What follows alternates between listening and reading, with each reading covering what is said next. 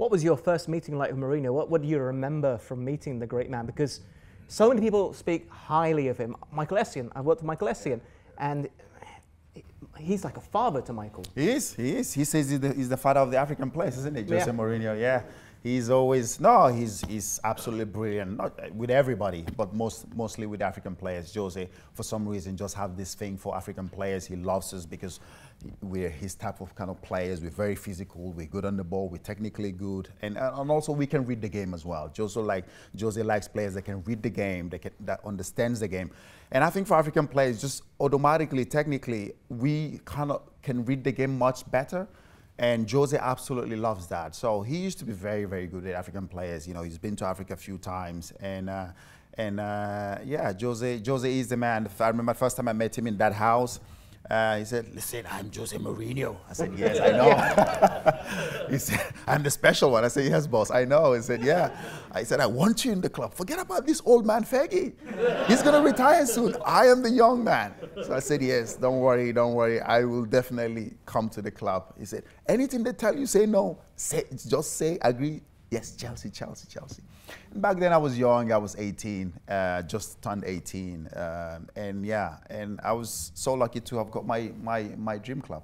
When it comes to Mourinho, I mean, I have a theory that a lot of what he says to the press, because he is brilliant, is actually just to deflect. It is, right? It is. Yeah. Explain to the audience why. Yeah, but it is actually bullshit. He tells us that.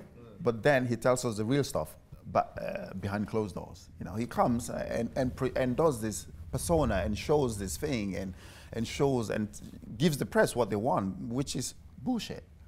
And then comes to us and say, listen, I've done what I have to do in the press, so you guys have to go now on the pitch and do exactly what I want you to do. You have to go in and perform, whether it's beating Arsenal, whether it's beating Tottenham, whether it's beating Manchester United.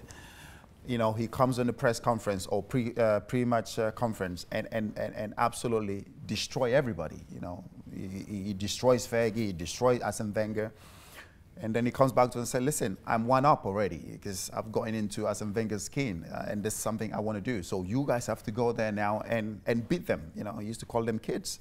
He said, "Go and beat those kids and make sure you know you never lose to them." And that's why we're so successful with Arsenal and Spurs as well. So let's hope for a victory again for today. Yeah, for those watching right now, it's Tottenham versus Chelsea tonight, which is why Mikel is here. Can I ask another question on Mourinho? Was there any change in the man when he returned to the club for his second spell? Well, he also won the title, I should add. Did you find anything different? Was he the same? A bit older, a bit wiser. a bit grayer as well? A bit grayer, yes.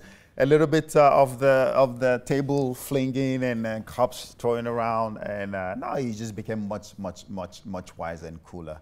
But he did get upset, but not as much as he used to.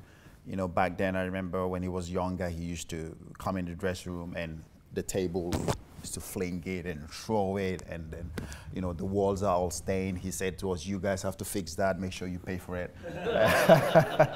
But this is how he got us to win games. This is how he got us to perform better. You know, every manager has a different way of motivating his players. For Mourinho, that was his style. But when he came back the second time, he knew that we're much older, we're much experienced players. We're not kids like he left us back then. And he treated us with respect. And we're happy to again win the Premier League with him. And yeah, you know how Roman is. If you stop winning, it doesn't matter who you are, you're out of the door. Yeah.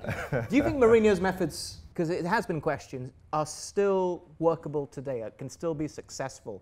And because he always has his burnout period at clubs, 3 years, and then he's gone. 2 max. Yeah, exactly. Yeah, 2 years max, 2.5 years max, because of the intensity, because of the pressure, because of how much he wants you to perform week in, week out. He doesn't want you to ever think, oh, now I'm the guy, I played a good game over the weekend, now I need to relax. No, with Jose, you don't relax. It's week in, week out. You have to keep performing. You have to keep performing. Sometimes, you know, you get burnt out by that. And when you look at Manchester City now, you might say that's what's happening with Pep. You know, you're thinking those players have been listening because you have to keep winning year in, year out, to keep winning. It is very, very difficult. You can play for an average team like Tottenham or Arsenal. You had to throw it in, okay. And then when you don't win, it's easy. You know, it's fine. No, for us, you have to keep winning. We have to keep winning. Winning is the only way.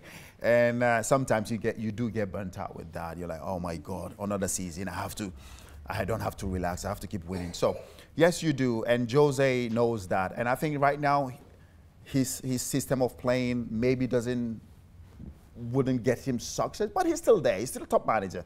Will he play like a Pep? Will he play like a Klopp or Arne Slot? Or, you know, maybe not. But his system still works. And yeah, he's still very successful. Hopefully he can win maybe 1 or 2 more trophies before he retires. Yeah.